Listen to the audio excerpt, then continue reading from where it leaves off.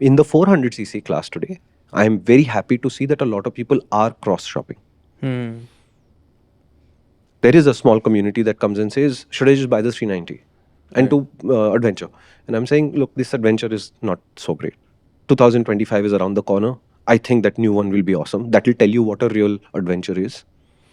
Wait for it. No stress. But I can see the cross-shopping saying Maverick is in the consideration set at one side. So Maverick, NS400Z, Speed 400, 400X, Himalayan, Adventure. It's like a hodgepodge of formats and feelings. And what I enjoy about this is you've not closed your brain off to saying I am that kind of a rider yet, which at the 400 class is awesome. There's really so many varieties now available. Which is, to me, is fantastic. Awesome. But there is a resistance to going and getting all the test rides. That's not my kind of bike. It's almost like, it seems like a lot of work. Why don't you just tell me what to do?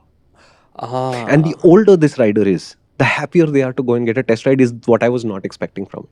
Oh, that is a surprise. So if it's a 45, 50-year-old talking about this, I say, why don't, these are 6 bikes in your list. Why don't you go test ride and we'll have a chat? Sure. And duly 10, 11, 12 days later, they'll say, okay, I did this. And I get like mini road tests from them. And you'll get a sense of what stood out. So they'll say, for example, that the Maverick's comfort, it just threw me. I mean, I was not expecting that. Versus whatever, 390 Duke's explosive performance threw me, or whatever. And I'm trying to focus in on saying, that's too much information. I just need to know which bikes made you smile. Right. What did you come back with feelings for? And there'll usually be 2 bikes in there. And after that, it's a very simple logistic exercise to say, okay, you're seeming from whatever I've seen of your mini road test that you're a sporty kind of rider or a non-sporty kind of rider. And what are your values? Maybe the Maverick is more for you, or maybe the NS400 is more for you, whatever. It's quite simple after that. It's the youngsters who don't want to go get the test rides. I'm like, listen, even if they give you a 500-meter ride with a guy on the back, you will have certain feelings. And you're thinking the feelings will help you confirm a decision. Sometimes it's just a way to cross things off a list. Absolutely. On a test ride. Yeah. Right? I think my friend's father drove the Sonnet one day and the venue the next day. Did he enjoy the Sonnet? Yes. But he got off the car and said, this is not my kind of car. Yeah, fair enough. I said, okay, Roy, why? What happened? He says, too many buttons. Oh. He's retired. Yeah, doesn't want complications. He lives in a suburb and his basic running is around the suburb and all of that. And he just was like, whoa, so many buttons. I don't know what any of this stuff does. And I don't really want to learn what all of this does. Super. So the test drive immediately took, and his family had built him a list of, I think, 11, 12 cars or something like that. That one test drive in the Sonnet, and he just said, okay, no Kias, we are done here. It made his life simpler. Yeah. Right? Elimination, great. Elimination is a great part of the process. And when we are doing comparison tests, for example, when he and I write comparison tests, we sometimes have to resort to elimination. Correct. The reason why we don't want to do 8, 10 vehicles in a video primarily is because it becomes an exercise in elimination. You're looking for excuses to put something at the bottom so that something will emerge as a winner. So you can narrow things down quickly. That's basically which is how entrance examinations work today. Everybody thinks it's a sign of merit. It is not. It is just an elimination system. Process.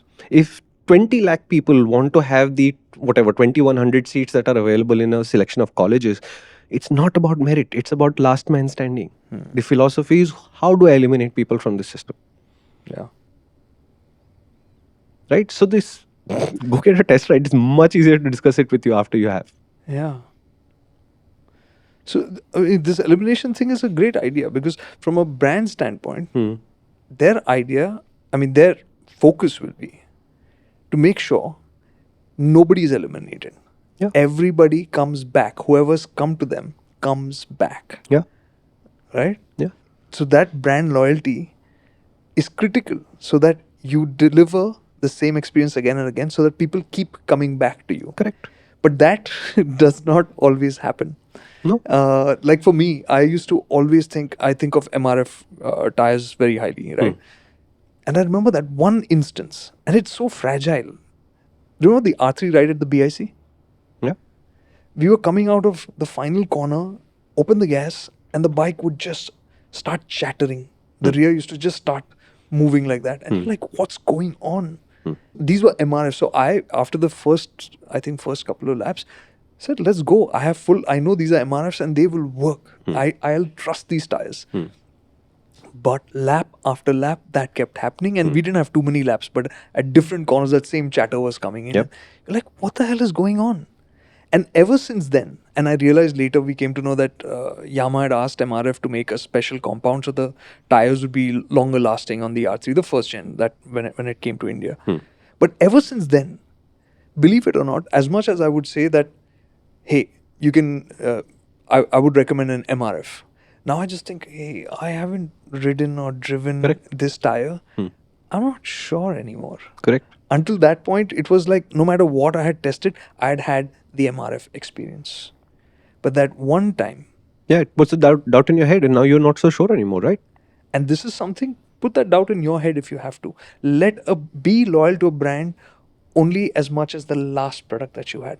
Don't stretch it for the next product. Let them win your brand loyalty back with the next product. Don't just assume that it's going to be as good as the one that you had last time. It's going to deliver all those values, and that is you investing your energy, your love, and your money blindly. And I think that should always be in your mind, because you should be loyal to yourself first.